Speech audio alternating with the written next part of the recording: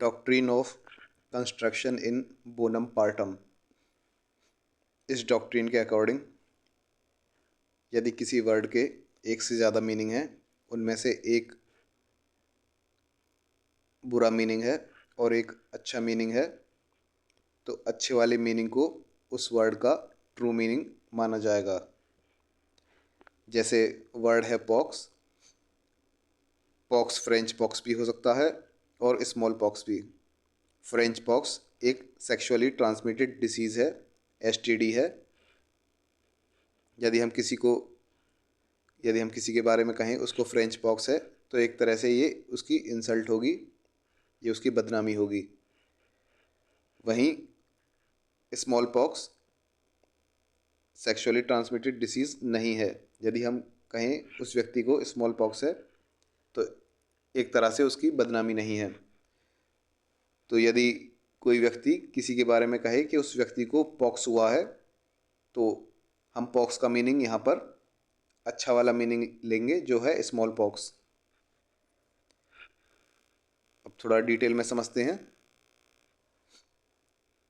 इस डॉक्ट्रिन का मीनिंग है, if a statement can be construed both in a defamatory and an innocent sense, then the latter must be considered as the true meaning.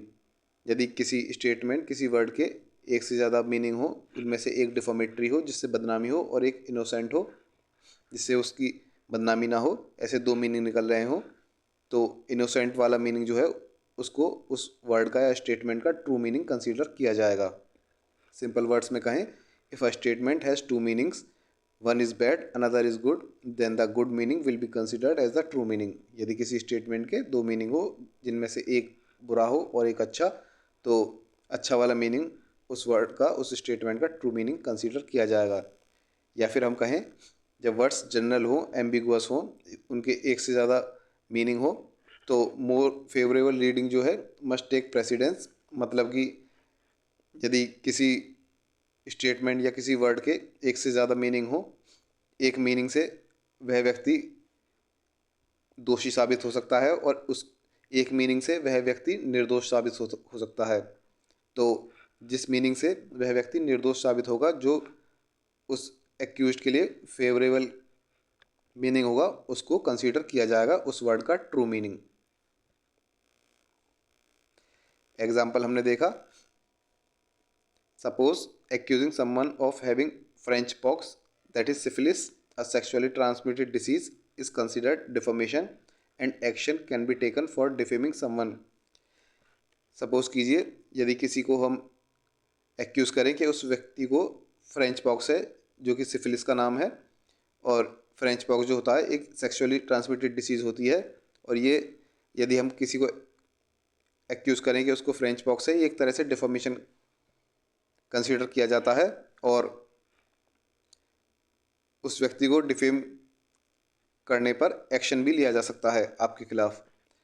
लेकिन अगर हम उस व्यक्ति को एक्यूज़ करें कि उसको स्मॉल पॉक्स है, जो कि सेक्सुअली ट्रांसमिटेड डिसीज नहीं है, तो यह डिफेमेशन नहीं होगा और इस चीज़ के खिलाफ कोई एक्शन नहीं लिया जा सकता। ऐसे ही, if person X accuse another person Y of having pox, यदि एक्स ने कहा कि वाई को पॉक्स है,